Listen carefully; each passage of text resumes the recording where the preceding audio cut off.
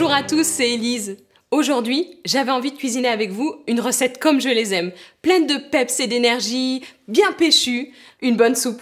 J'aimerais qu'on cuisine une recette de soupe froide et sucrée. Et si, c'est possible. Et vous allez voir qu'en plus d'être délicieux, c'est terriblement rafraîchissant. Pour cette recette, j'ai choisi des produits frais, la base d'une cuisine saine et idéale pour nos enfants. Voilà de belles pêches et de beaux abricots venus tout droit du marché.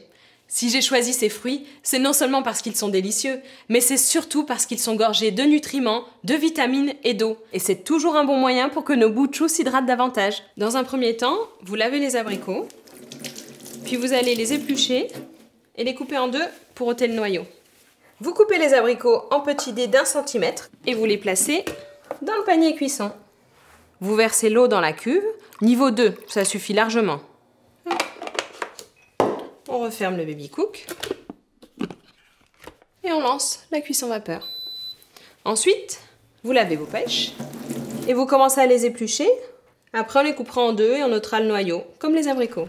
Petite astuce, si vous trouvez que votre pêche n'est pas assez mûre, vous pouvez la faire cuire en même temps que les abricots. Et enfin, vous coupez la pêche en petits morceaux, comme on a fait tout à l'heure pour les abricots. Voilà, la cuisson est terminée. Ça dure à peu près 15 minutes. Surtout, pensez bien à récupérer votre eau de cuisson. Elle est pleine de minéraux et de vitamines. D'ailleurs, s'il vous en reste à la fin de la recette, vous pouvez très bien l'utiliser comme un jus de fruits frais. C'est très sain.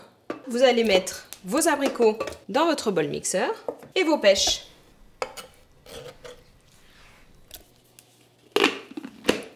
Ce que j'adore avec le Baby Cook Neo, c'est qu'on peut parfaitement doser le mixage si on veut obtenir des textures différentes. Par exemple, selon l'âge de vos enfants, vous pouvez soit choisir de laisser des morceaux, soit au contraire faire un velouté ou un mouliné.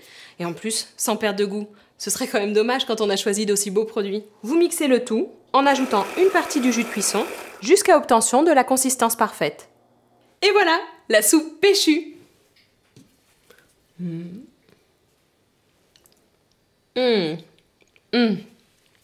C'est vraiment trop bon. J'en connais une qui va être contente de rentrer de la crèche.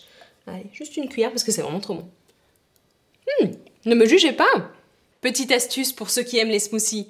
Vous pouvez très bien faire un smoothie avec la base de cette recette et il vous suffit simplement d'ajouter tout le jus de cuisson et 1 ou 2 glaçons pour obtenir une texture mousseuse et plus de volume.